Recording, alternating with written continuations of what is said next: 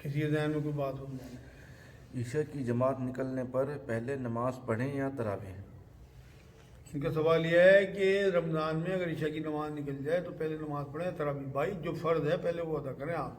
تراویح آپ کی نکل بھی گئیں تو آپ بعد میں ادا کر سکتے ہیں, یا نہیں بھی پڑھیں گے تو کوئی اس میں گناہ نہیں ہے, لیکن فرض آپ کے پہلے ہیں تو پہلے آپ جو جس چیز کی جو ترجیح ہے اسے اسی پہ رکھنا ہے, ورنہ یہ ظلم ہوگا. تو اس لیے پہلے آپ فرض اپنے ادا کریں. ویسے تو کوشش کریں رمضان تک میں آپ کی نماز نکل رہی ہے, عجیب و غریب بات ہے کہ آپ جماعت کی نماز نہیں پڑھ پا رہے, تو آپ کو تو اہتمام کرنا چاہیے اپنا. تو پہلے فرض ادا کریں اور اس کے بعد پھر میں نے ایک دن آپ کو بتایا تھا کسی سوال کے جواب میں کہ اپنی نمازوں کی نگہبانی اس طرح سے کریں کہ اپنی ٹاپ پرائرٹی جو ہے وہ آپ تکبیر اولیٰ رکھیں. تو اگر تکبیر اولیٰ آپ کی ٹاپ پرائرٹی میں ہوگی تو کبھی آپ کی نماز جماعت نہیں نکلے گی, اور اگر آپ نے ٹاپ پرائرٹی پہ جماعت رکھی تو آپ کی کبھی نماز نہیں نکلے گی. لیکن اگر آپ نے صرف نماز کو اپنی ٹاپ پرائرٹی پہ رکھا تو نماز آپ کی قضا بھی ہو سکتی ہے, نکل بھی سکتی ہے. تو اس لیے اپنی ٹاپ پرائرٹی پہ آپ تکبیر اولیٰ کو رکھیں گے تو انشاءاللہ آپ کی جماعت کبھی قضا نکلے گی نہیں. تراویح کی نماز کا نام تراویح کیسے پڑھا؟ ان کا سوال ہے تراویح کی نماز کا نام تراویح کیسے پڑھا. تراویح اصل میں کہتے ہیں جو ہم 4 رکعت کے بعد بیٹھتے ہیں نا بار بار, اسے تراویح کہتے ہیں. تو اس سے جو وقفہ ملتا ہے, آرام ملتا ہے لوگوں کو, اس میں کچھ تسبیحات کلمات پڑھ لیں لوگ اور دعا کر لیں, تو اسے تراویح کہتے ہیں عربی زبان میں. تو اس سے اس کا نام تراویح پڑا. میرا غیر مسلم دوست رمضان میں ہر جمعے کا روزہ رکھتا ہے, کیا اسے اجر ملے گا؟ ان کا سوال یہ ہے کہ ان کا کوئی غیر مسلم دوست ہے تو رمضان میں ہر جمعے کا روزہ رکھتا ہے تو کیا اسے اجر ملے گا. بھائی پہلے تو یہ سمجھ لیں آپ کہ رمضان کے جو روزے ہیں یا جتنے بھی نفلی بھی روزے ہوں وہ تب اللہ تک پہنچتے ہیں. 2 شرطیں اللہ نے لگا رکھی ہیں اپنے رسول کے ذریعے.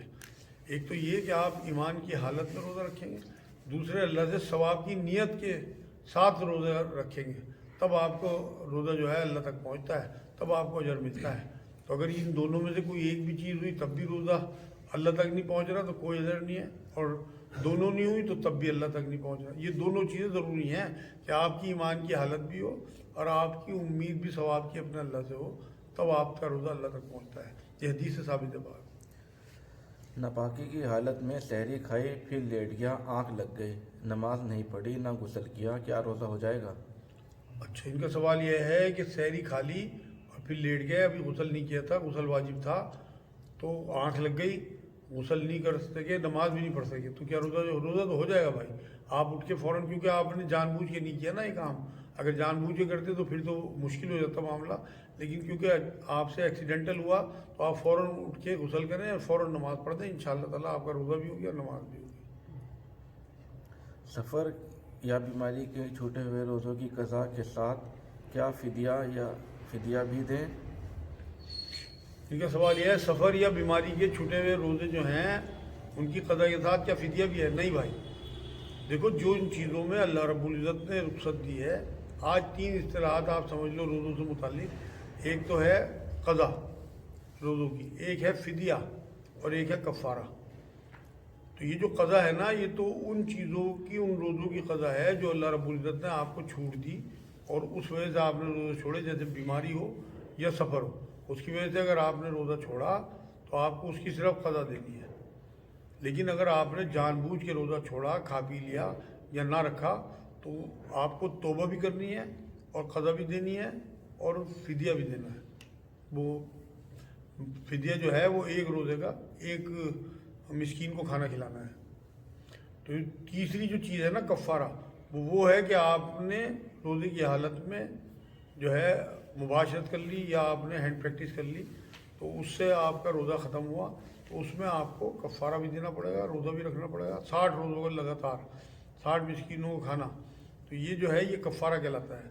تو جو اللہ کی طرف سے رخصت ہے جن روزوں میں ان کی صرف قضا ہے, اور جو روزے جان بوجھ کے چھوڑے جائیں گے, مطلب کھا پی کے چھوڑے جائیں گے اور نہیں رکھے گا جان بوجھ کے, تو اس کی توبہ کرنی پڑے گی اور اس کو روزے کی قضا بھی ہوگی اور اس کا کفارہ بھی ہوگا.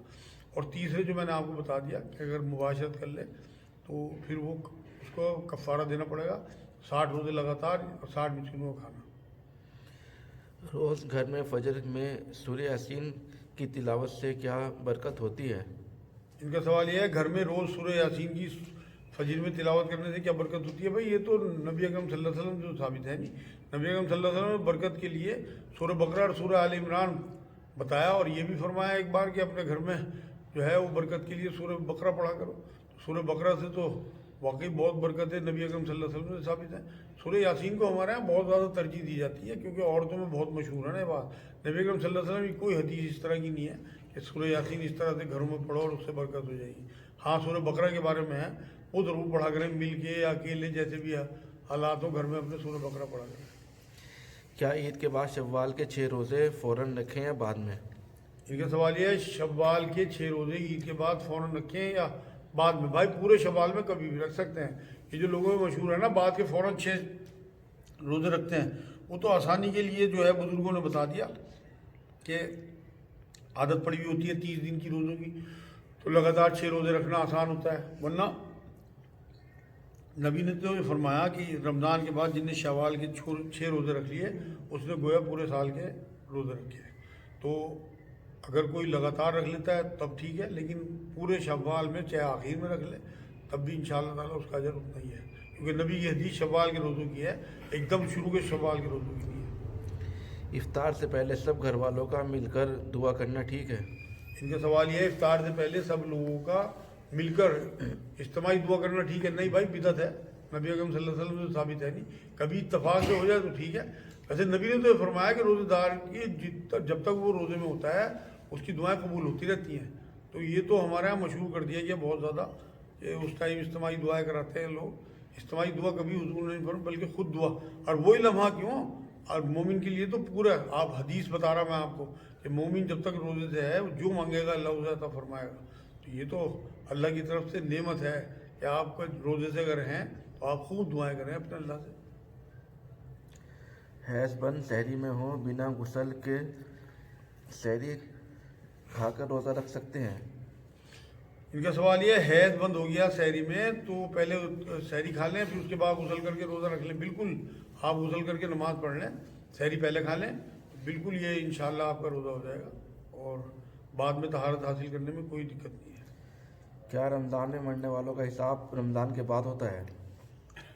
इनका सवाल ये है, क्या रमज़ान में मरने वालों का हिसाब रमज़ान के बाद? ये भी मैंने बहुत सुनी बात के लोग ये कहते हैं कि इसमें जो है रमज़ान की वजह से छोड़ दिया जाता है, उनका हिसाब किताब नहीं होता, बाद में होगा, क्योंकि रमज़ान रहमतों का महीना है। भाई कोई ऐसी हदीस नहीं है, फ़ौरन हिसाब किताब होना है सबका। रमज़ान में मर जाए कोई, काबे में मर जाए, हर हाल में अल्लाह के जो कानून हैं वो उसी तरह से हैं, उसी तरह चलते रहेंगे, कोई ताख़ीर नहीं होती हिसाब किताब में, वो सारे सिस्टम उसी तरह से चल रहे हैं। जन्नत में क़यामत के बाद लोग जाएंगे, ऐसे ही दोज़ख में। फिर रमज़ान में कौन सी जन्नत खाली और दोज़ख बंद हो जाती है? अच्छा, इनका सवाल ये है कि क़यामत के बाद तो लोग जाएंगे जन्नत और दोज़ख में, फिर रमज़ान में कौन सी जन्नत खोली जाती है और कौन सी दोज़ख बंद की जाती है? जो हदीस में आया ना कि जन्नत के दरवाजे खोल दिए जाते हैं और दोज़ख के दरवाजे बंद कर दिए जाते हैं, ये असल में नेकियों की तरगीब दिलाई गई इस हदीस में कि जो नेकी जो है वो भी जन्नत का दरवाज़ा ही है। अब बाप को कहा नहीं कि तुम्हारा बाप जन्नत का दरवाज़ा है, वो कोई दरवाज़ा थोड़ी है, कोई गेट थोड़ी है। हमारा तस्वुर तो फ़ौरन गेट की तरफ चला जाता है। इसका मकसद ही यही है कि जो नेकी का जो मामला है ना वो जन्नत के दरवाजे की तरफ ले जाती है, जन्नत के रास्ते की तरफ जाती है नेकी। तो रमज़ान शरीफ जो है इसमें जन्नत के दरवाजे खोल दिए जाते हैं, मतलब यही है कि नेकी बढ़ा दी जाती है। लोग जो है उनके दिल नर्म होते हैं, नेकियों की तरफ ज़्यादा माइल होते हैं। और दोज़ख बंद होने का मतलब यही है कि उनका गुनाहों की तरफ दिल नहीं जाता, इतना माइल नहीं होता। हालांकि होता तो है लेकिन इतना नहीं होता जितना आम दिनों में होता है। तो दोज़ख के दरवाजे बंद से मतलब यही है कि उनकी बुराई की तरफ जो है वो रग़बत नहीं होती, तो वो बुराई उनकी कम करनी जो है वो बंद हो जाती है और नेकी बढ़ जाती है। वो दरवाज़ा इसलिए खुलता है। एक बार हुजूर ने भी फरमाया कि तलवार के नीचे जो है वो जन्नत है। तलवारों के नीचे मतलब जिहाद में अगर आपने अल्लाह की राह में जान दे दी तो आप जन्नती हैं, नबी की हदीस है। तो कोई जन्नत से मुराद कोई ये थोड़ी है कि आप तलवार लेके बैठ जाएं उसके नीचे देखें तो जन्नत है, बल्कि ये कि आप जो अल्लाह की राह में जान देंगे, लड़ेंगे, जिहाद करेंगे, तो नहीं भी आपकी मौत आई तो आपको इंशाअल्लाह नेकी आपकी लिखी गई।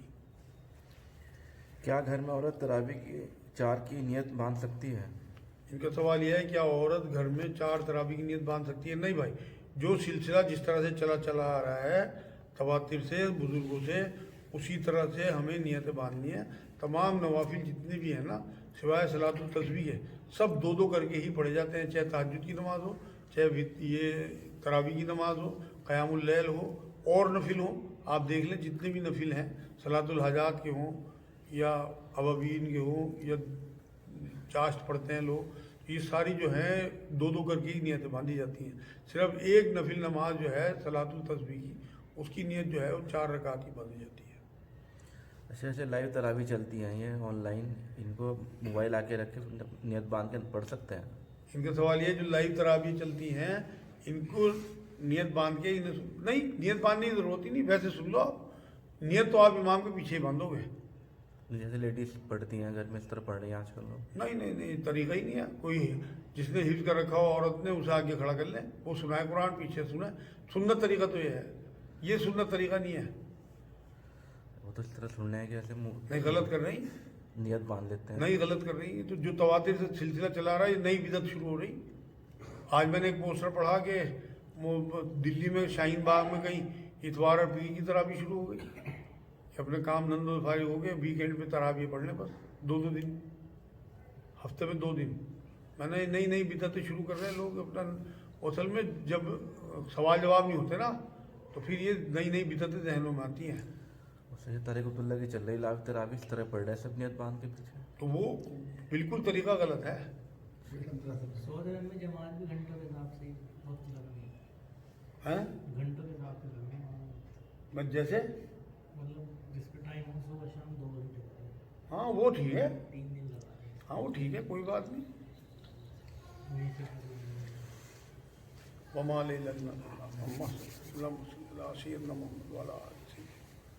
या अल्लाह तो हमारे गुनाहों को माफ़ फरमा दे। या अल्लाह हमारा बैठना कबूल फरमा, हमने जो पढ़ा सुना उस पर अमल की तौफीक अता फरमा। या अल्लाह पाक हमें कुरान का दाई बना दे। या अल्लाह कुरान में हामिल और आमिल बना दे। या अल्लाह पाक हमें कुरान के हिसाब से फैसले करने की तौफीक अता फरमा। रमज़ान का ज़्यादा फ़ायदा उठाने की तौफीक अता फरमा। या अल्लाह 3 रोज़े गुजर के बाकी रोज़ों की भी हिम्मत के साथ, सेहत के साथ, ईमान के साथ, सवाब की नीयत के साथ रखने की तौफीक अता फरमा। सुभान रब्बिक रब्बिल इज़्ज़ति अम्मा यसिफून व सलाम।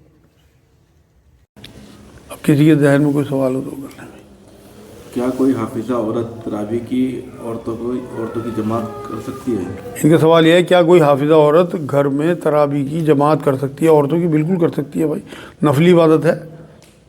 ये हनफी हजरात तो मना करते हैं, मगर इसमें कोई हरज नहीं है। अगर किसी को ज़ौक़ और शौक़ है तो वो बिल्कुल कर सकती है। जैसे ऑनलाइन तरावी चल रही है नेट पे, इनका सवाल ये, जैसे ऑनलाइन तरावी चल रही, ये सुनना ठीक है? नहीं भाई, इसका तो कोई पिछले बुज़ुर्गों से सबूत नहीं मिलता, क्योंकि अगर इस तरह से शुरू हो गया तो फिर तो सबसे अहम तरीन तरावी हरम की है, उसी की तरावी, सारी तरावी बंद होनी चाहिए। फिर तो हरम की माइक पे तरावी लग जाए या टीवी चल जाए और उसमें लोग जो है उसे फॉलो करें। ये तो ऑनलाइन तरावियों का सिलसिला नई बिदत शुरू हो रही है। अच्छा, ये जो हमारे 4 इमाम हैं, इनमें क्या डिफरेंस थी इनकी इमामत में? इनका सवाल ये है, जो हमारे 4 इमाम हैं, इनकी इमामत में क्या डिफरेंस थे? इमाम जो है ना, ये लोग, इन्होंने असल में फ़िक़्ह तैयार किया है हमारी ज़िंदगियों को आसान करने के लिए। तो इनमें कुछ पे कुछ हदीसें पहुँची, कुछ पे नहीं पहुँची, तो उसके हिसाब से इनकी फ़िक़्ह में आपस में थोड़ा सा फ़र्क है। हैं सब हक़ पे, किसी पे कोई हदीस पहुँच गई तो उसने उसी हिसाब से अपनी फ़िक़्ह को मुरतब कर दिया, दूसरों पे वो नहीं पहुँची। मान लो जो पहले इमाम थे उन तक हदीसें उस तरह से नहीं पहुँची, जैसे ज़माना बढ़ता जा रहा, आपके वालिद तक इतनी हदीसें नहीं पहुँची जितनी नेट के हिसाब से आप तक पहुँच रही। बिल्कुल यही फ़र्क था। तो आज जो इल्म आपका है वो आपके वालिद का नहीं था उस हिसाब से, भले ही नूरानियत और उनकी जो इबादत हो वो आपसे बेहतर हो, मगर इल्म आपका ज़्यादा है, IQ लेवल आपका बड़ा है। तो बाद में जो इमाम आते रहे तो पहले इमामों से उनका IQ लेवल भी और इल्म भी बढ़ता गया, क्योंकि ज़राए बढ़ते गए।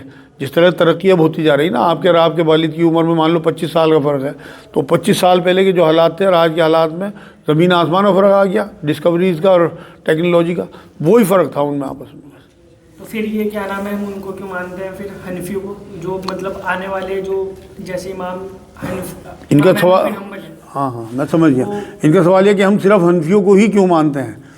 तो असल में जिस खित्ते में आप पैदा हुए, जिस घर में आप पैदा हुए ना, वो आप अपने वालिद से ही चीज़ें ले रहे हैं, और जिस तरह उन्हें आपने फॉलो करते हुए देखा اس طرح آپ فالو کر رہے ہیں. اگر آپ میں دین کا ذوق اور شوق ہوگا تو آپ خود علم حاصل کرو گے اور آپ ان مسلکوں سے نکل جاؤ گے, اماموں سے بھی نکل جاؤ گے.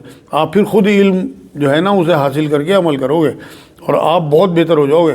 یہی تو کہا قرآن میں, جب ان سے کہا جاتا تھا کہ جب رسول اللہ صلی اللہ علیہ وسلم انہیں دین کی دعوت پیش کرتے تو یہ کہتے تھے بس ہم نہیں سنتے, ہم تو اپنے آباء و اجداد کے دین پہ ہی ٹھیک ہیں. تو وہی حال ہمارا ہے کہ جو حنفیوں میں پیدا ہو گیا وہ حنفی ہے اور جو شافعی مسلک میں پیدا ہو گیا وہ شافعی ہے. اپنے آپ ہم خود پڑھنے کو تیار نہیں ہیں. اگر آپ خود پڑھیں گے تو آپ ان جھنجھٹوں سے نکل جائیں گے بالکل. دیر سے آنکھ کھلنے پر سحری کھاتے ہوئے اذان ہو جائے تب؟ ان کا سوال یہ ہے دیر سے آنکھ کھلنے پہ سحری کھاتے ہوئے اذان ہو جائے تب. تو بھائی نبی اکرم صلی اللہ علیہ وسلم یہ داؤد شریف کی حدیث پہ آ گیا کہ اگر تمہارے ہاتھ میں برتن ہو, تم کچھ کھا رہے ہو تو اسے پورا کر لو. تو آپ 1-2 چمچ اگر اس میں کچھ بچا ہوا ہے کھا لو, نہیں تو چھوڑ دو اگر آپ کی طبیعت نہیں ہو رہی. ویسے زیادہ بہتر چھوڑنا ہی ہے, اذان ہوتی فوراً چھوڑ دو آپ, مطلب ٹائم ہوتے ہی. یہ ایک حدیث ہے, اسے نظیر نہیں بنانا. اصل میں حدیث وہی ہے جو میں نے پہلے ہی بیان کی کہ نبی اکرم صلی اللہ علیہ وسلم نے کہا کہ بلال اذان دے تو کھاتے رہو اور ابن مکتوم اذان دیں تو تم کھانے سے رک جاؤ. تو اس کا مطلب یہ ہوا کہ وہ اصل اذان وہ تھی جو مطلب وقت وہ ہوتا تھا جب وہ نابینا صحابی جو ہے اذان دیا کرتے تھے, اس سے پہلے ہی کھانے سے رک جاتے تھے صحابہ کرام. کیا عصر اور مغرب کے بیچ سونا نہیں چاہیے؟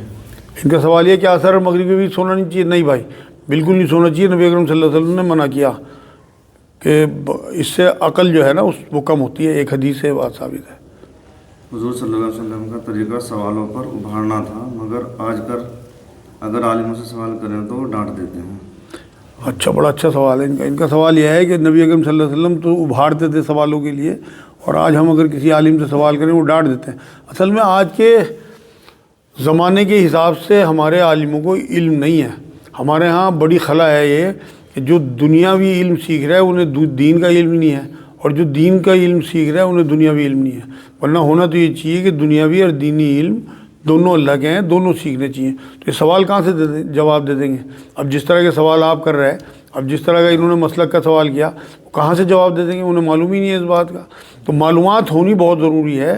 علم سیکھنا, دنیاوی علم ہمارے عالموں کو سیکھنا بہت ضروری ہے, تب وہ جواب دیں گے. ورنہ وہ ظاہر سی بات ہے وہ تو اپنے پچھلے فتووں پہ جواب دیتے رہتے ہیں, اور اگر کوئی اللہ رسول کے خلاف کوئی بات پوچھ لے تو اسے ڈانٹ دیتے ہیں کیونکہ انہیں پتہ ہی نہیں ہے. جبکہ ہر طریقے کے سوال اس ٹائم صحابہ کے دماغ میں بھی آتے تھے. نبی اکرم صلی اللہ علیہ وسلم چاہتے تھے کہ ان کے اندر جو گرے ہیں ان کے دلوں میں وہ کھل جائیں گرے, ان کی گلٹ نکل جائیں گی اس طرح سے. تو وہ ابھارتے تھے نبی اکرم صلی اللہ علیہ وسلم. بات آپ کی ٹھیک ہے. نبی اکرم صلی اللہ علیہ وسلم پوچھتے تھے بھائی تمہیں یہ بات نہ بتاؤں آج کہ کس طرح سے تمہاری نجات ہوگی؟ تو صحابہ کرام تجسس میں کہتے تھے حضور جلدی بتائیے. تو وہ تو ابھارتے تھے. تو یہاں تو آج تو سوال ہی چھین لیا گیا, ورنہ ہمیں کیا ضرورت ہے یہاں بیٹھنے کی؟ اگر ہمارے عالم حضرات صحیح طرح سے لوگوں کو گائیڈ کر دیں, جواب دے دیں. چکر یہاں پھر بھی بہت کچھ ہو گیا. نیٹ کے آنے سے بہت سارے عالم اس طرح کے جو ہے نا ٹی وی وغیرہ پہ آگے جواب دیتے ہیں لوگوں کی تسلی کرنے کے لیے. کیا سجدے کے اندر دعا مانگنا چاہیے؟ ان کا سوال یہ ہے کہ سجدے میں دعا مانگنا چاہیے. بالکل صحیح ہے بھائی. آپ دیکھیں کہ نبی اکرم صلی اللہ علیہ وسلم نے جو قرآن ہمیں دیا ہے اس میں سب سے زیادہ اہم عبادت میں سجدہ. قرآن یہ کہتا ہے سجدہ کر اللہ کے قریب ہو جا. تو اللہ کے قریب ہوتا ہے سجدے میں انسان سب سے زیادہ.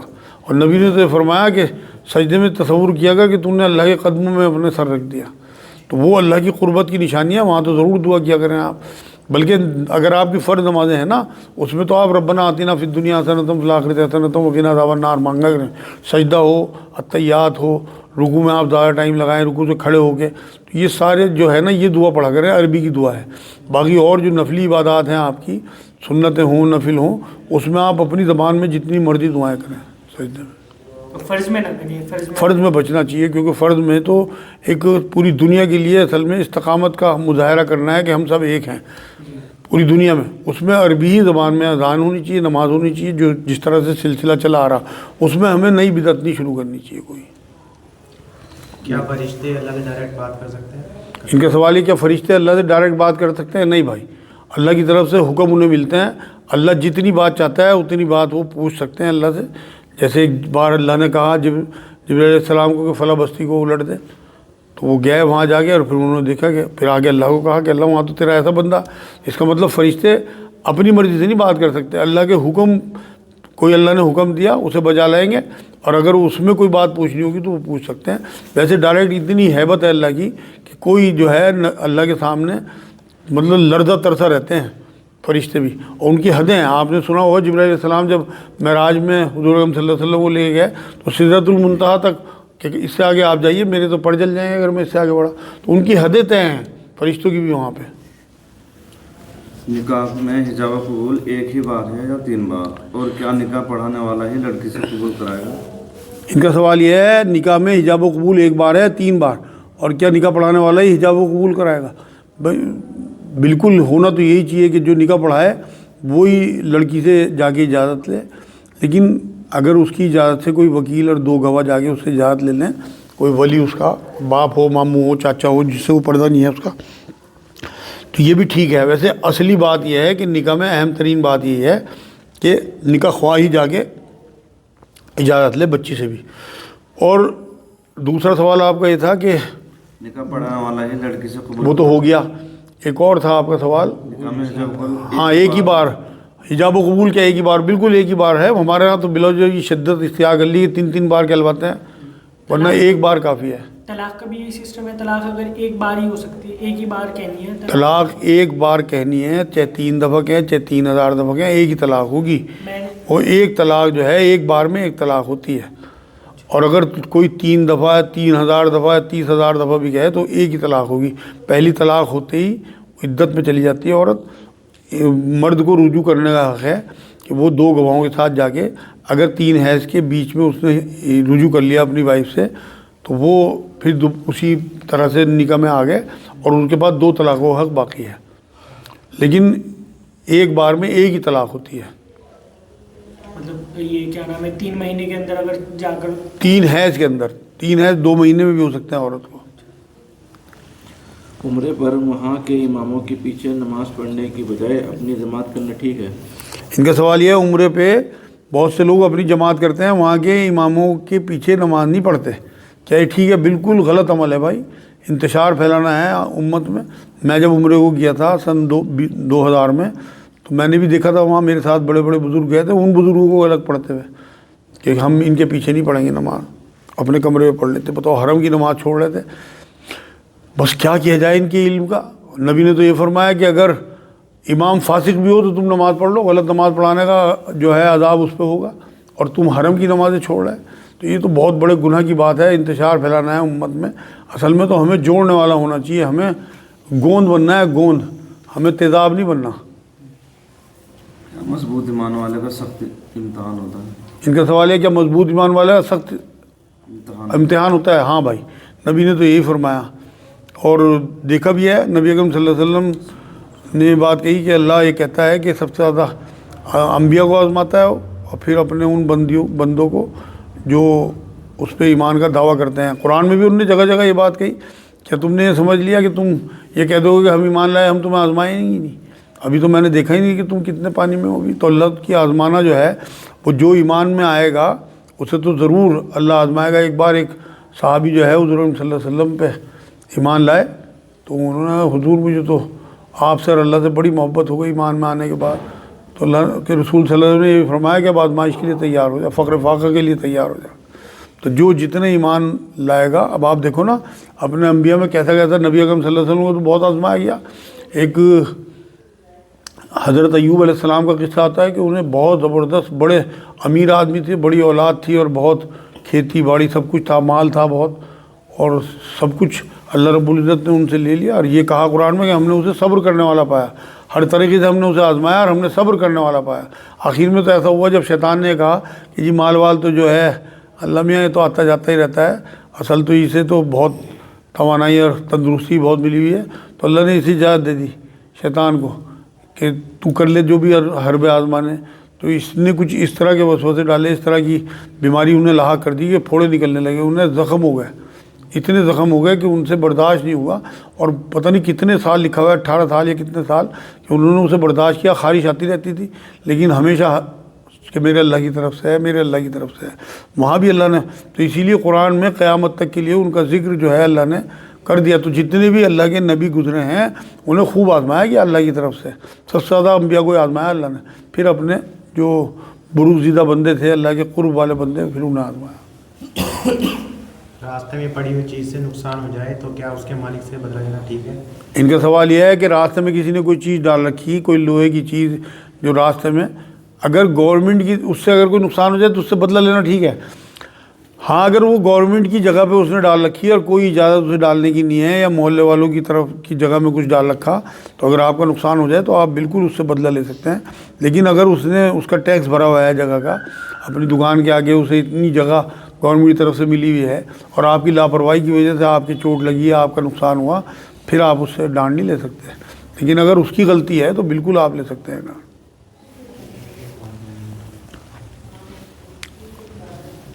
क्या घोड़ी का दूध और गोश्त हलाल है?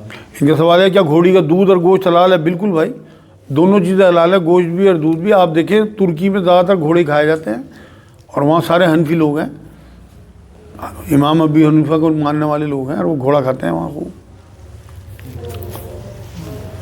ज़हनी मरीज़ या नामर्द से निकाह करना कैसे है? इनका सवाल यह है जहनी मरीज़ या नामर्द का निकाह करना कैसा है? हराम है भाई, बिल्कुल। आप ये देखिए दूसरे की बच्ची तबाह कर रहे हैं, आप अपनी बहन को सामने रखें, अपनी बेटी को सामने रखें कि अगर आपका बच्चा पागल है या आपके बच्चे में सलाहियत नहीं है औरत से मिलने की और आप फिर भी उसकी शादी कर रहे हैं, अल्लाह के यहाँ भी पकड़ आएगी, उसके ऊपर आपने धब्बा लगा दिया बच्ची पे कि उसकी शादी हो गई, उसकी आगे शादी होना मुश्किल हो जाएगी, तो अल्लाह के यहाँ तो आप ना इंसाफ गिने जाएंगे। इसीलिए नबी ने कहा कि तुम्हारा ईमान मुकम्मल नहीं हो सकता तब तक जब तक तुम जो अपने लिए सोचो वो अपने भाई के लिए ना सोचो। अपनी बहू बेटी को सामने रखें ना, अपनी बहन को, अपनी बेटी को, उसके बाद फैसला करें कि आप जो अपने बेटे के लिए सोच रहे हैं वही अगर आपकी बेटी के साथ हो जाए, कोई आपका दामाद पागल फंस जाए या नामर्द फंस जाए तो आपकी बेटी के साथ क्या बीतेगी। तो इसलिए बिल्कुल हराम है मेरे भाई, ये तो धोखा देना है। नबी ने यही तो फरमाया कि जो धोखा दे वो हम में से नहीं।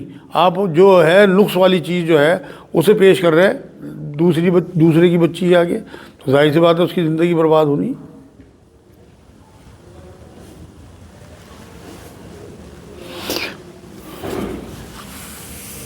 और अगर उन्हें सिचुएशन का बता दें, इनका सवाल यह है अगर सिचुएशन का बता दें तब क्या? भाई फिर उनकी मर्जी है, उस बच्ची को बताना चाहिए, माँ बाप को नहीं। फैसला बच्ची से कराना चाहिए, वो बालिग है। अगर वो कहे कि हाँ मैं इस पागल को निभा लूँगी या इस नामर्द को निभा लूँगी, फिर ठीक है, उसकी मर्ज़ी के ऊपर है, क्योंकि चॉइस है। अगर कोई, अब आप देखो ना, सड़े हुए केले भी तो ख़रीदते हैं लोग। मान लो कोई सड़े हुए केले दिख रहा है या सड़े हुए संतरे दिख रहा है, उसने ठेले पे रखे हुए हैं, उसने बता दिया भाई बाज़ार में 50 है, मैं आपको 15 रुपये दे रहा। ठीक है, आपकी मर्ज़ी के ऊपर है, आप 15 रुपये सड़ा हुआ केला ले रहे हैं, बाज़ार में 50 रुपये दर्जन बिक रहा। तो अगर कोई नुक्स वाली चीज़ बता के दे रहा है तो उसमें कोई हर्ज नहीं है। एक नौजवान ऐसा क्या अमल करे जिससे मतलब आसानी से जन्नत में पहुंच जाए? इनका सवाल यह है कि एक नौजवान ऐसा क्या अमल करे जो आसानी से जन्नत में पहुंच जाए। भाई एक तो पिछले तमाम गुनाहों की तौबा कर ले और शरीयत पे कामदन हो जाए। शरीयत में ईमान लाने के बाद सबसे पहले 5 नमाजें हैं, 30 रोज़े हैं और अपने माँ बाप की हुर्मत है। मेन चीज़ ये है, आज के ज़माने में जो मैं देखता हूँ ना, अपने जाहिल माँ बाप की बेहुरमती करते हैं लोग। ज़रा से पढ़े लिखे हुए, ज़रा सी ताकत आई, ज़रा से 18-20 साल के हुए बच्चिए भी और लड़के भी अपनी माँओं के साथ बहुत बेहुरमती करते हैं। बाप के पास तो डंडा होता है, वो तो कमर पर डंडा मार देगा, फ़ौरन से डरते हैं। लेकिन जिस माँ ने 9 महीने पेट में रखा, 2 साल खून पिलाया, पेशाबों में सोई, रात भर जागी, तड़पी आपके लिए, आपकी पीठ जैसे भी मुड़ती थी और आपके लिए दुआएं निकलती थी कि अल्लाह मेरे बच्चे की हिफाजत करना। ज़रा से लंबे हो गए हम, सबसे ज़्यादा आंखें उन्हीं दिखाते हैं। तो अगर आपको वाकई जन्नत चाहिए और आखिरत चाहिए और मगफिरत चाहिए तो आप सबसे पहले पिछले गुनाहों से तौबा करके, क्योंकि जवानी की तौबा अल्लाह को बहुत पसंद है। और आप ये देखें ना, एक ने तो 24 साल की उम्र में तौबा करी और एक ने 70 साल की उम्र में तौबा करी। उसके तो सवाब जो है 24 साल से शुरू हो गया ना। उसके बाद 70 साल की उम्र के बाद उन्होंने तौबा करी, 2 साल उसकी ज़िंदगी है। 24 साल वाले की ज़िंदगी अभी मगर 72 साल है, तो 48 साल बाकी हैं।